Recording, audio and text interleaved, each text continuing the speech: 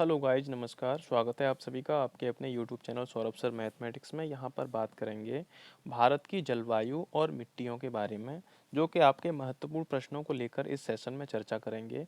यदि आप SSC, UPSC, MPPSC, railway, SSC SI, UPSI आदि एग्जाम्स की यदि आप तैयारी करते हैं तो यह सेशन आपके लिए काफ़ी महत्वपूर्ण होने वाला है।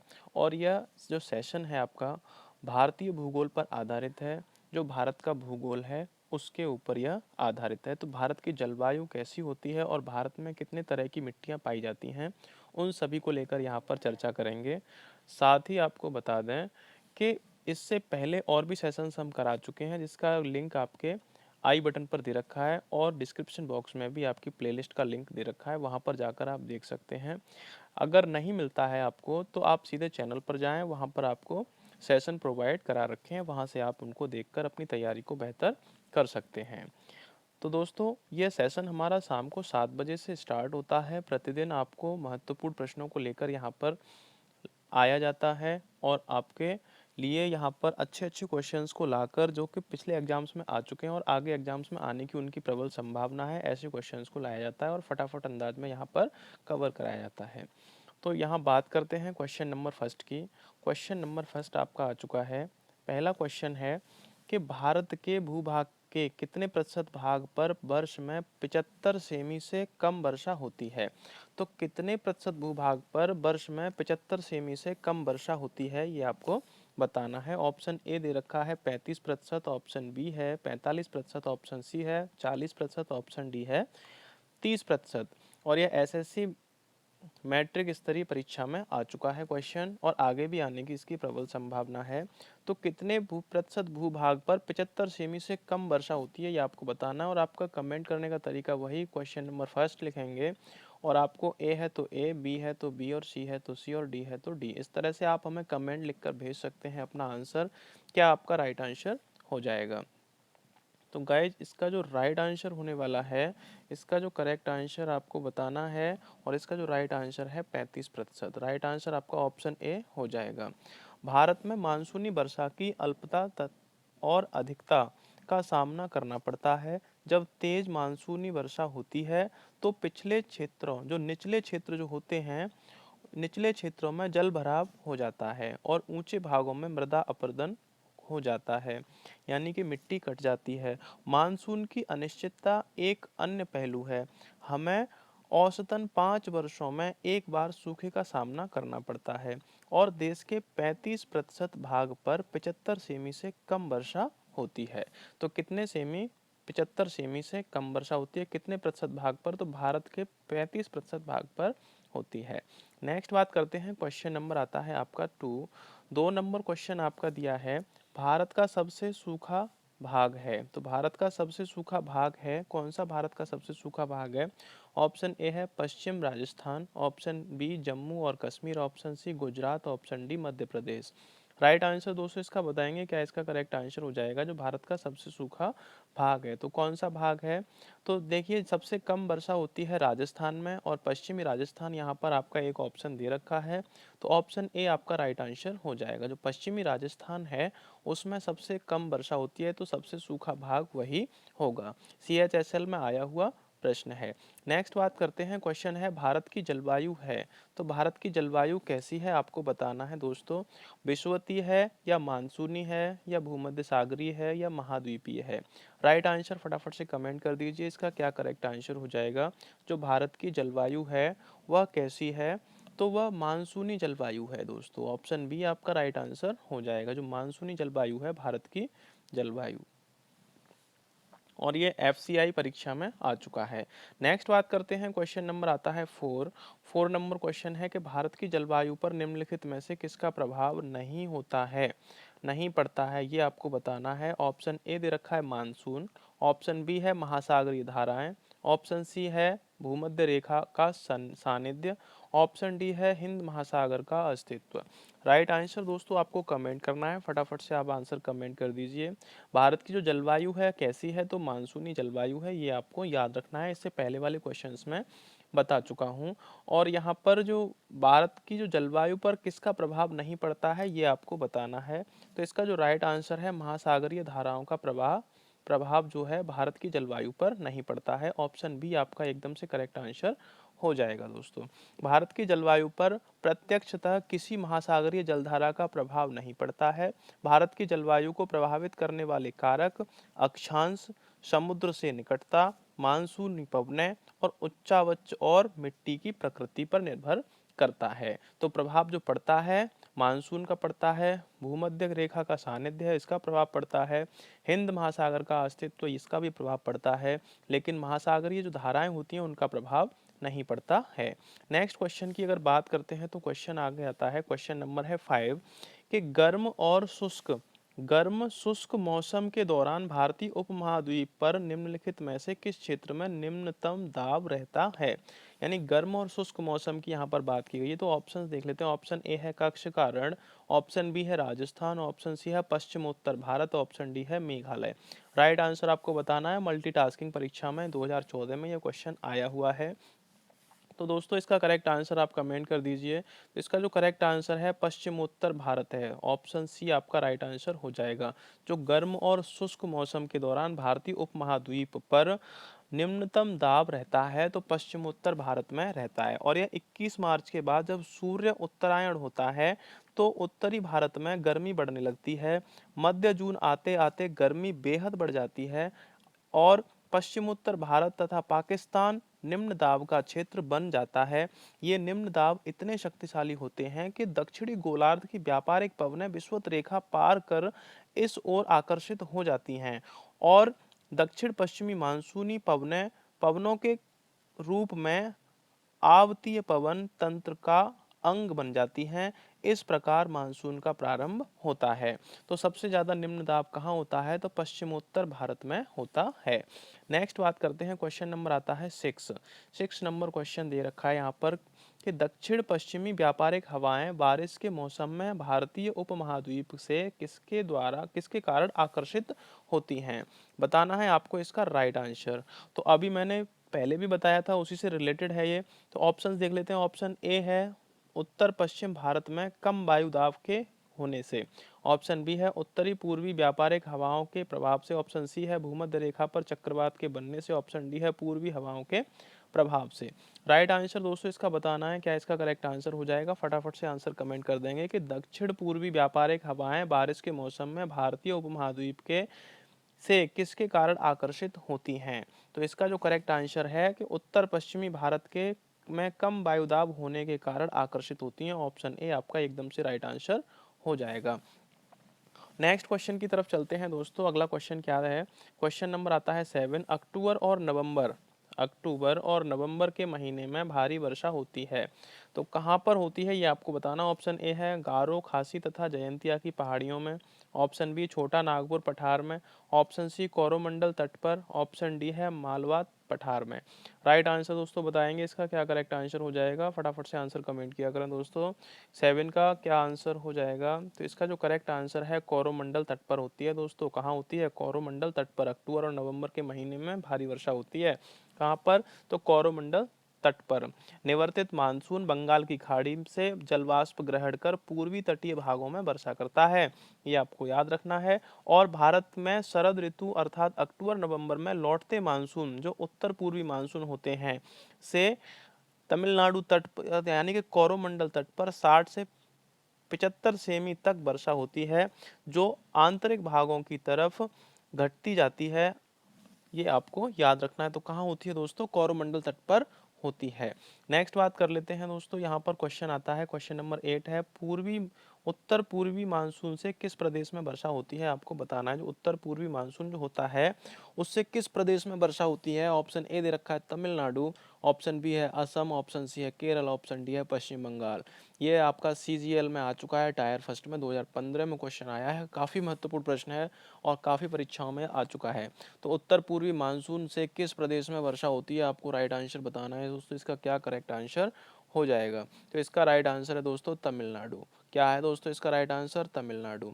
यानी कोरोमंडल तट के पास में है ये तमिलनाडु, इसीलिए यह यहाँ पर क्या होता है उत्तर पूर्वी मानसून से वर्षा होती है।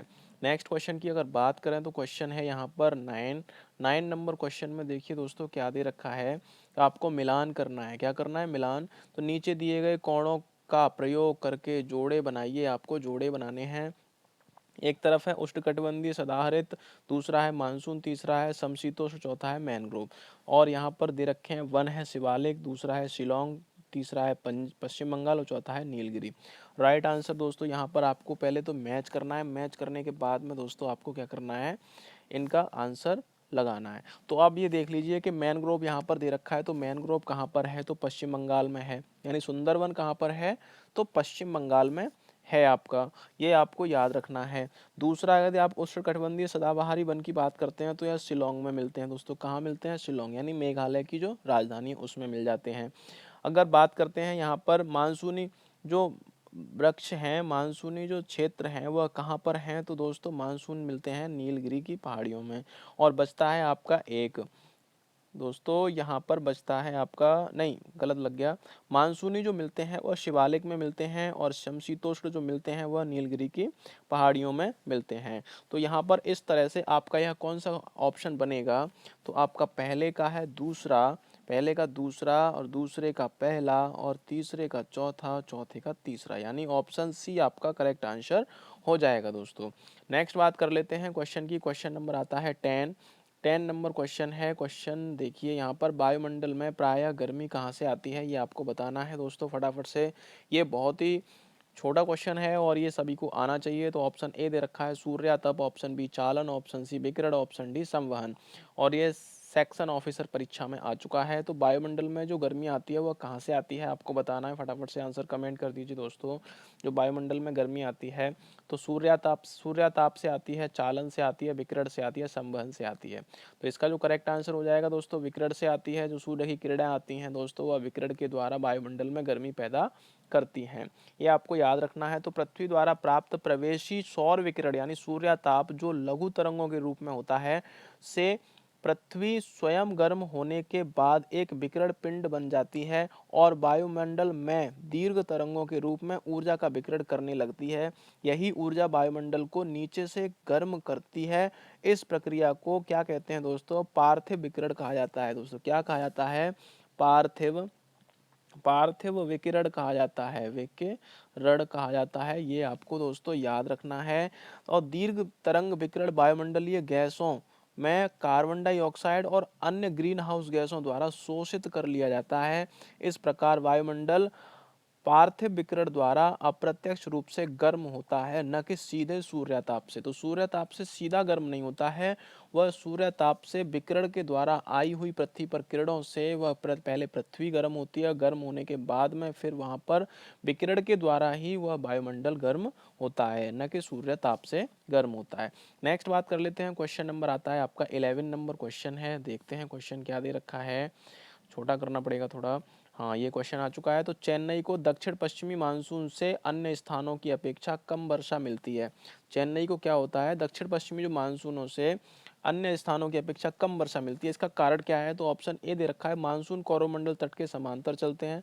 ऑप्शन बी है, चेन्नई बहुत गर्म है और नमी को संघनित नहीं होने देता। ऑप्शन सी है, वे अपतट पवने हैं। ऑप्शन डी है, उपर्युक्त सभी। तो राइट आंसर दोस्तों इसका बताएंगे, चेन्नई के संदर्भ में जो दक्षिण पश्चिमी मानसून से अन्य स्थानों की अपेक्षा कम वर्षा होने का कारण क्या हो सकता है।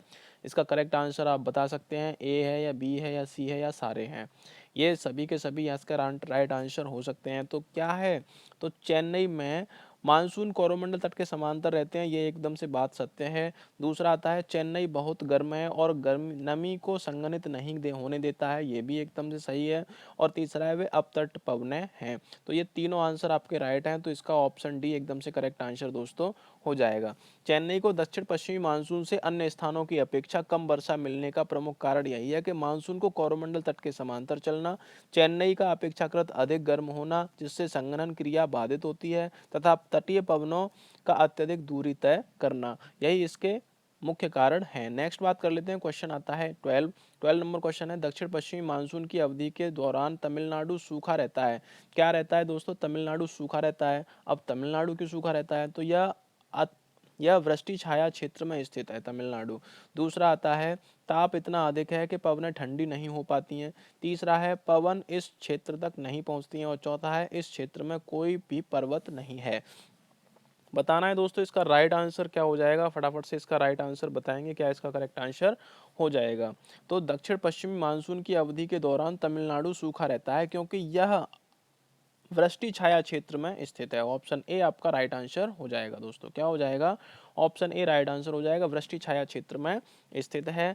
और जो दक्षिण पश्चिमी मानसून की जो अवधि के दौरान तमिलनाडु के शुष्क रहने के का प्रमुख कारण इसका वृष्टि छाया क्षेत्र में स्थित होना है। इसका दूसरा कारण तमिलनाडु तट का बंगाल की खाड़ी की मानसूनी पवनों के समानांतर पड़ना है। यदि देखा जाए तो यहाँ पर दक्षिण पश्चिमी मानसून की अवधि के दौरान तमिलनाडु सूखा रहता है और यहाँ पर इसका जो पवन इस क्षेत्र तक नहीं पहुंचती है, ये भी इसका करेक्ट आंसर दोस्तों हो सकता है। और इसमें दोनों आंसर आपके राइट होंगे, ऑप्शन ए और ऑप्शन सी, ये आपको याद रखना है। नेक्स्ट बात कर लेते हैं क्वेश्चन नंबर आता है 13 कि गुवाहाटी से चंडीगढ़ तक मानसूनी वर्षा की प्रवृत्ति क्या होती है, आपको बताना है फटाफट से। गुवाहाटी है, गुवाहाटी कहाँ की राजधानी है, आसाम की है। और चंडीगढ़ कहाँ की है, तो चंडीगढ़ तो हमारा चंडीगढ़ की राजधानी है, ये आपको याद रखना है दोस्तों। और यहाँ बताना है कि गुवाहाटी से चंडीगढ़ तक मानसूनी वर्षा की प्रवृत्ति क्या होती है, तो ऑप्शन ए है अनियमित प्रवृत्ति होती है, ऑप्शन बी है वर्धमान प्रवृत्ति होती है, ऑप्शन सी है ह्रासमान प्रवृत्ति होती है, ऑप्शन डी चक्रीय प्रवृत्ति होती है। राइट आंसर दोस्तों इसका बता देंगे फटाफट से क्या इसका करेक्ट आंसर हो जाएगा, तो फटाफट बताएंगे इसका करेक्ट आंसर कमेंट करके दोस्तों कि गुवाहाटी से चंडीगढ़ तक की जो मानसूनी प्रवृत्ति होती है वह कैसी होती है, तो ह्रासमान प्रवृत्ति होती है दोस्तों। तो गुवाहाटी की तरफ ज़्यादा वर्षा होती है और चंडीगढ़ की तरफ कम वर्षा होती चली जाती है दोस्तों। इसीलिए क्या होता है कि उसमें वर्धमान अगर होती तो ज़्यादा होती जाती, ग्राफ उसका ऐसे बनता हुआ चला जाता है चंडीगढ़ की तरफ। ये दोस्तों आपको याद रखना है, तो ह्रासमान प्रवृत्ति की होती है। नेक्स्ट बात कर लेते हैं, क्वेश्चन नंबर आता है 14, निम्नलिखित में से कौन सा भारत का सबसे अधिक आर्द्र स्थान है, बताएंगे यहाँ पर जो आर्द्र स्थान है, आर्द्र, वो आपको बताना है। ऑप्शन ए है महाबलेश्वर, ऑप्शन बी है चेरापूंजी, ऑप्शन सी है उदकमंडलम, ऑप्शन सी है डी है आपका मासिन राम या माउसिन राम। फटाफट से बताएंगे क्या इसका राइट आंसर हो जाएगा दोस्तों, जल्दी बताएंगे। तो इसका जो करेक्ट आंसर आपको बताना है दोस्तों, और इसका जो राइट आंसर है आपका है वो है मासिन राम। मासिन राम जो है आप सब सर्वाधिक आर्द्र स्थान है दोस्तों भारत का, ये आपको याद रखना है। और सबसे ज़्यादा जो वर्षा होती है वो मासिन राम में होती है। और मासिन राम कहाँ पर है आपका दोस्तों, तो वह मेघालय में है। कहाँ पर है, मेघालय में, मेघालय में है आपका मासिन राम, ये भी आपको याद रखना है। और मेघालय की जो राजधानी है दोस्तों वह कौन सी है, शिलोंग है। कौन सी है दोस्तों, शिलोंग, ये भी आपको याद रखना है। सबसे अधिक वर्षा किस राज्य में होती है, तो मेघालय के मासिन राम में होती है। नेक्स्ट बात करते हैं, क्वेश्चन नंबर आता है 15 नंबर क्वेश्चन है, वर्ष में 50 सेमी, वर्ष में 50 सेमी से कम वर्षा वाला क्षेत्र है, तो कौन सा कम वर्षा वाला क्षेत्र है जो 50 सेमी से भी कम वर्षा होती है, बताएंगे फटाफट से। इसका आंसर ऑप्शन ए है मेघालय, ऑप्शन बी है कश्मीर में लेह, ऑप्शन सी है कोरोमंडल तट, ऑप्शन डी है कोकड़ तट। राइट आंसर बताएंगे। एसएससी सीपीओ परीक्षा में यह क्वेश्चन आ चुका है, बहुत बढ़िया क्वेश्चन है दोस्तों, ये बहुत ही महत्वपूर्ण प्रश्न है। यदि आप यूपी पुलिस, यूपीएसआई और SSC SI, SSC GD, SSC CHSL, SSC CGL किसी भी एग्जाम की तैयारी करते हैं तो यह क्वेश्चंस आपके लिए काफ़ी महत्वपूर्ण है दोस्तों। तो इसका करेक्ट आंसर बताएंगे क्या इसका करेक्ट आंसर हो जाएगा, जो कि आपका कह रहा है क्वेश्चन के 50 सेमी से कम वर्षा वाला क्षेत्र है, तो कश्मीर में लेह, कश्मीर का जो लेह है, अब तो लेह और लद्दाख अलग भी हो चुका है दोस्तों, ये आपको याद रखना है। तो लेह जो आपका है, कश्मीर हटा दीजिए, लेह में 50 सेंटीमीटर से भी कम वर्षा होती है दोस्तों, ये आपको याद रखना है। वर्ष में 50 सेंटीमीटर से भी कम वर्षा कहाँ होती है दोस्तों, लेह में होती है, पश्चिमी राजस्थान में होती है, कच्छ में होती है, तथा सौराष्ट्र और तमिलनाडु का रायल सीमा क्षेत्र जो है वहां पर होती है दोस्तों। कहाँ पर, तमिलनाडु का रायल सीमा क्षेत्र है। नेक्स्ट बात करते हैं, क्वेश्चन नंबर आता है 16 नंबर क्वेश्चन है, भारत में धान का प्रदेश सीमा से सर्वाधिक वर्षा वाले क्षेत्रों में स्थित है। जो धान का के प्रदेश हैं कितने सेमी से अधिक वर्षा वाले क्षेत्रों में स्थित होते हैं, यानी कितने सेमी से अधिक वर्षा वहां पर होनी चाहिए उन क्षेत्रों में स्थित होते हैं, ये आपको दोस्तों बताना है। और इसका राइट आंसर दोस्तों बताना, ऑप्शन ए है 120, ऑप्शन बी है 140, ऑप्शन सी है 100, ऑप्शन डी है 80। एफसीआई परीक्षा 2012 में यह आ चुका है दोस्तों क्वेश्चन। तो भारत के धान के जो प्रदेश है वो कितने सेमी से अधिक वर्षा वाले क्षेत्र हैं, ये आपको बताना है। इसका करेक्ट आंसर आपको कमेंट करना है दोस्तों। तो यहाँ इसका जो राइट आंसर है 100 सेंटीमीटर हो जाएगा दोस्तों। 100 सेमी से अधिक वर्षा वाले क्षेत्रों को को धान के क्षेत्र कहा जाता है। देश में खाद्य फसलों के जो चावल का प्रथम स्थान है, भारत के धान के प्रदेश 100 सेमी से अधिक वर्षा वाले क्षेत्रों में स्थित हैं। वस्तुतः कहा जाता है कि 100 सेमी की सम वर्षा रेखा भारत को दो भागों में विभाजित करती है, जिसके पूर्व में धान और पश्चिम में गेहूं की खेती की जाती है। दो भागों में विभाजित करती है, पूर्व में और पश्चिम में। इधर पूर्व हो जाएगा आपका और इधर पश्चिम हो जाएगा। ये दो भागों में विभाजित करती है। और पूर्व में क्या होता है दोस्तों, धान होता है। क्या होता है, धान। और पश्चिम में गेहूं होता है, गेहूं। ये आपको याद रखना है। नेक्स्ट बात करते हैं दोस्तों, अब यहाँ पर बात आती है मिट्टियों की, कि मिट्टियों से संबंधित जो भी प्रश्न आपके बनेंगे उनको यहाँ पर रखा जाएगा दोस्तों। जो भारत की जो मिट्टियाँ हैं उनके बारे में यहाँ पर चर्चा की जाएगी दोस्तों। तो भारत की जो मिट्टियां हैं, मिट्टियों से संबंधित आपको बताना है। क्वेश्चन नंबर यहाँ पर दे रखा है फर्स्ट, और फर्स्ट नंबर क्वेश्चन को लेकर यहाँ पर हम चलेंगे कि ऊंचे क्षेत्रों में लैटेराइट मृदा की रचना होती है।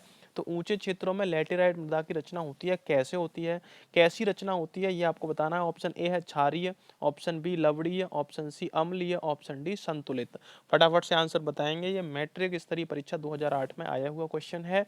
बताएंगे इसका राइट आंसर क्या है। इसका करेक्ट आंसर दोस्तों हो जाएगा, जो ऊंचे क्षेत्रों में लैटेराइट मृदा की रचना होती है कैसी होती है, क्षारीय होती है, लवणीय होती है, अम्लीय होती है, संतुलित होती है। फटाफट बताएंगे दोस्तों इसका राइट आंसर।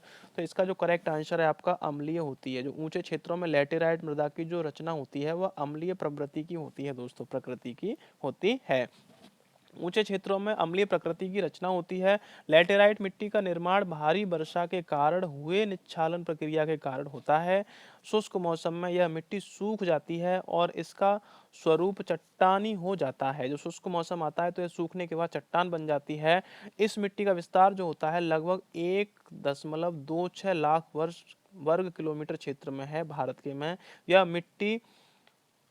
यह मिट्टी पूर्वी और पश्चिमी घाट के क्षेत्रों, राजमहल की पहाड़ियों, दक्षिणी महाराष्ट्र, केरल, कर्नाटक, तमिलनाडु, आंध्र प्रदेश, तेलंगाना, उड़ीसा और पश्चिम बंगाल के कुछ जिलों और सॉरी मेघालय और झारखंड के संथाल परगना जिले में मिलती है। ये आपको दोस्तों याद रखना है। नेक्स्ट क्वेश्चन है आपका, क्वेश्चन नंबर आता है 2। दूसरा क्वेश्चन है, निम्नलिखित में से किस राज्य में लैटेराइट मिट्टी पाई जाती है। तो अभी मैंने कितने राज्य बताए आपके लिए, उनमें से यह किस किस राज्य में पाई जाती है दोस्तों बताना। ऑप्शन ए है Kerala, option B Uttar Pradesh, option C Rajasthan, option D Maharashtra. Right answer दोस्तों इसका कमेंट करेंगे, क्या इसका करेक्ट आंसर हो जाएगा कि किस किस राज्य में पाई जाती है। तो यह आपको ऑप्शन बताना है, ए बी सी डी में से कौन सा आपका ऑप्शन करेक्ट हो जाएगा। केरल है, उत्तर प्रदेश है, राजस्थान है और महाराष्ट्र है। बताएंगे दोस्तों, सीपीयू परीक्षा में यह क्वेश्चन आ चुका है आपका। तो इसका जो करेक्ट आंसर है दोस्तों, केरल में पाई जाती है दोस्तों। कहाँ पाई जाती है, केरल में, और महाराष्ट्र में भी पाई जाती है। ऑप्शन दोनों इसके करेक्ट आंसर हो जाएंगे। साथ ही साथ आपको मैं बता दूं ये कहाँ कहाँ पाई जाती है। तो पश्चिमी घाट के क्षेत्रों, राजमहल की पहाड़ियों, दक्षिणी महाराष्ट्र, केरल, कर्नाटक, तमिलनाडु, आंध्र प्रदेश, तेलंगाना, उड़ीसा और पश्चिम बंगाल के कुछ जिलों में पाई जाती है। और साथ ही मेघालय और झारखंड के संथाल परगना जिले में भी पाई जाती है। तो यहाँ दोनों ऑप्शन आपके राइट हो जाएंगे। नेक्स्ट बात करते हैं क्वेश्चन की, लैटेराइट मिट्टी कहाँ पाई जाती है, आपको बताना है। ऑप्शन ए है भारी वर्षा वाले प्रदेश में, ऑप्शन बी मरुस्थल में, ऑप्शन सी है उष्णकटिबंधीय प्रदेश में, ऑप्शन डी है आर्द्र तथा शुष्क जलवायु वाले कटिबंधीय क्षेत्रों में। राइट आंसर दोस्तों कमेंट करेंगे इसका क्या आंसर हो जाएगा। और ये एसएससी एफसीआई में आ चुका है क्वेश्चन। बताएंगे इसका राइट आंसर दोस्तों क्या हो जाएगा। जो लैटेराइट मिट्टी है कहाँ पाई जाती है, मैंने दोनों क्वेश्चन जो ऊपर गए हैं उनमें मैंने ये बात की है। और यहाँ पर भी इसका राइट आंसर आपको बताना है। तो ऑप्शन डी इसका करेक्ट आंसर दोस्तों हो जाएगा। क्वेश्चन का आंसर क्या है कि आर्द्र तथा शुष्क जलवायु वाले उष्णकटिबंधीय क्षेत्रों में पाई जाती है। तो ऑप्शन डी एकदम से करेक्ट आंसर आपका हो जाएगा।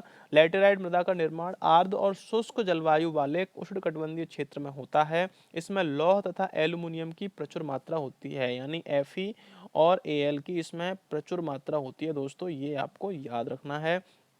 नेक्स्ट बात कर लेते हैं, क्वेश्चन नंबर आता है 4 के पर्वतीय स्लोपों यानी हिल स्लोप्स पर मृदा अपरदन को किस प्रकार नियंत्रित किया जा सकता है, आपको बताना। ऑप्शन ए वन रोपड़, ऑप्शन बी सोपान कृषि, ऑप्शन सी पट्टीदार खेती, ऑप्शन डी समोच्च रेखीय जुताई। तो यह सीजीएल में आ चुका है क्वेश्चन। फटाफट से इसका आंसर कमेंट करेंगे दोस्तों, क्या इसका राइट आंसर हो जाएगा। फटाफट बताएंगे कि जो पर्वतीय जो स्लोप होते हैं पर मृदा अपरदन को किस प्रकार से रोका जाता है, आपको बताना है इसका राइट आंसर दोस्तों, क्या इसका करेक्ट आंसर हो जाएगा। तो इसका जो राइट आंसर है समोच्च रेखीय जुताई। समोच्च रेखीय जुताई से यह कंट्रोल किया जाता है दोस्तों कि वहाँ पर जो अपर्दन होता है उसको कंट्रोल किया जाता है। तो पर्वतीय ढलानों पर मृदा अपर्दन के ढाल को काटकर सीढ़ी नुमा खेत बनाकर, जो सीढ़ी नुमा उनके खेत होते हैं, इस तरह के सीढ़ी नुमा खेत होते हैं, यहाँ पर अलग जुताई होती है दोस्तों, यहाँ पर अलग जुताई होती है, इस तरह से।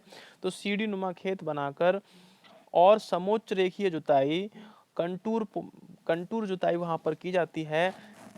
कंटूर जुताई करके और सोपान कृषि के द्वारा भी ऐसा किया जा सकता है, परंतु समोच्च रेखीय विधि सर्वाधिक उपयुक्त है। ये आपको याद रखना है दोस्तों।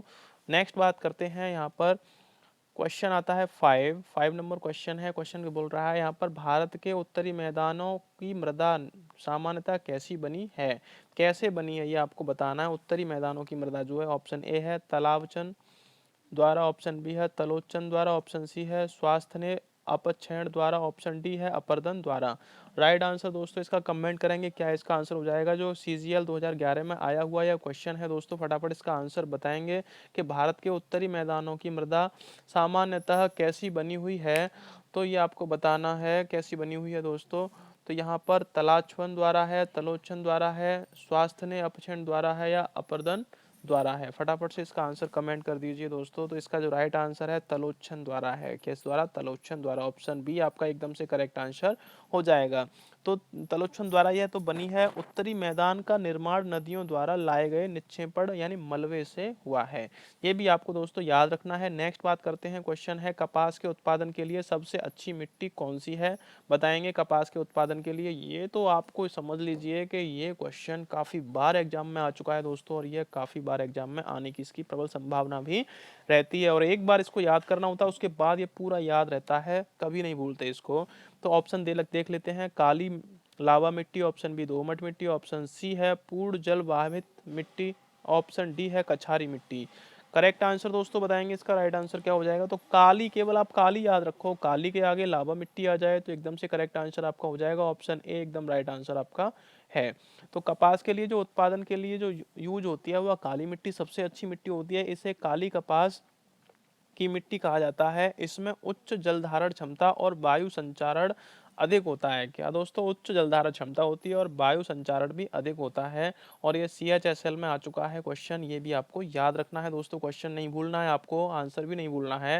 नेक्स्ट बात कर लेते हैं। क्वेश्चन आता है कि निम्नलिखित में से वह फसल कौन सी है जो जलोढ़ मिट्टी में उगती है, जिसके लिए प्रचुर मात्रा में पानी की आवश्यकता होती है। राइट बताना है आपको इसका आंसर। ऑप्शन ए है चाय, ऑप्शन बी है गेहूं, ऑप्शन सी है चावल, ऑप्शन डी है मूंगफली। करेक्ट आंसर दोस्तों बताएंगे इसका। मैट्रिक स्तरीय परीक्षा में आ चुका है क्वेश्चन कि किसके लिए सबसे अधिक आवश्यकता होती है पानी की। ये समझ लीजिए आप सादा शब्दों में। तो यहाँ पर चाय के लिए, गेहूं के लिए, चावल के लिए, मूंगफली के लिए। दोस्तों इसका राइट आंसर है चावल के लिए। चावल जो धान की खेती होती है उसके लिए सबसे अधिक पानी की आवश्यकता पड़ती है, और जलोढ़ मिट्टी की भी आवश्यकता पड़ती है। इसे जल की प्रचुर मात्रा की भी आवश्यकता पड़ती है। ये आपको याद रखना। ऑप्शन सी एकदम से करेक्ट आंसर आपका हो जाएगा। नेक्स्ट बात करते हैं, लोनी और क्षारीय मृदा का भारत में एक और नाम है। तो क्या नाम है आपको बताना है। ऑप्शन ए है regur, option B bangar, option C kallar, option D khadar. फटाफट से बताएंगे दोस्तों इसका करेक्ट आंसर क्या हो जाएगा। जो लोनी और क्षारीय मृदा है उसका एक और नाम भारत में किस नाम से जानी जाती है। CHSL में आ चुका है यह क्वेश्चन। फटाफट बताएंगे दोस्तों इसका राइट आंसर। तो इसका करेक्ट आंसर है कल्लर। कल्लर के नाम से भी लोनी और क्षारीय मृदा को जाना जाता है। ये आपको दोस्तों याद रखना है। और लोनी और क्षारीय मृदा जो राजस्थान, उत्तर प्रदेश, बिहार, हरियाणा, पंजाब, महाराष्ट्र राज्यों के शुष्क क्षेत्रों में पाई जाती है। कहाँ कहाँ दोस्तों?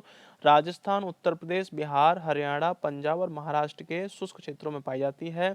इन अनुपजाऊ क्षेत्रों को रेह, कल्लर, ऊसर, राकर, धुर, कर्ल और चोपन आदि नामों से जाना जाता है। कौन कौन से नाम? रेह, कल्लर, ऊसर, राकर, धुर, कर्ल और चोपन।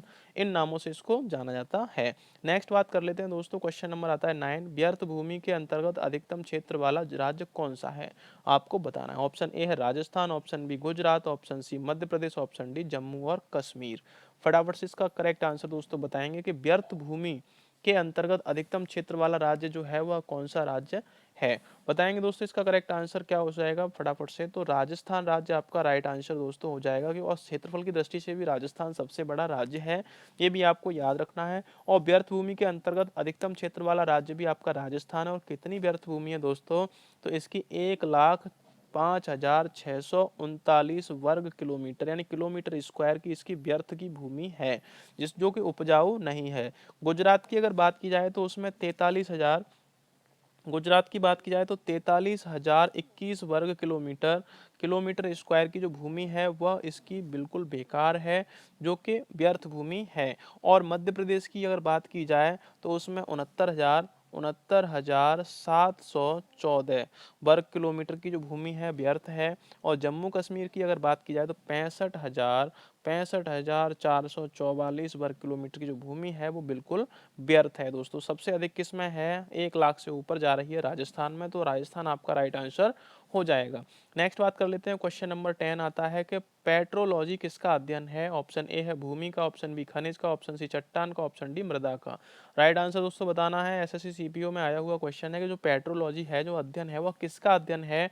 तो इसका करेक्ट आंसर आप बता दीजिए दोस्तों। तो यहाँ राइट आंसर आपका चट्टान हो जाएगा दोस्तों। पेट्रोलॉजी, पेट्रोलॉजी का संबंध किससे है? तो चट्टान है, शैलिकी से है। जियोलॉजी की यह एक शाखा है, इसके अंतर्गत चट्टानों की उत्पत्ति, संगठन, वितरण और संरचना का अध्ययन किया जाता है। ये दोस्तों आपको याद रखना है। नेक्स्ट बात कर लेते हैं, क्वेश्चन नंबर आता है 11 नंबर क्वेश्चन है, मृदा की लवणता मापी जाती है। तो मृदा की जो लवणता है किसके द्वारा मापी जाती है, आपको बताना है दोस्तों। इसका करेक्ट आंसर क्या हो जाएगा? ऑप्शन ए है चालकता मापी से, ऑप्शन बी है आर्द्रता मापी से, ऑप्शन सी है साइको मीटर से, ऑप्शन डी है वृद्धि मापी से। फटाफट से दोस्तों इसका आंसर कमेंट कर दीजिए। जो मृदा की लवणता मापी जाती है किसके द्वारा मापी जाती है दोस्तों, इसका आप आंसर हमें कमेंट कर देंगे। और इसके नेक्स्ट सेशन में आपको हम लेकर आएंगे यही वाला क्वेश्चन, और इस क्वेश्चन को हम बताएंगे आपके लिए कि इसका करेक्ट आंसर दोस्तों क्या है।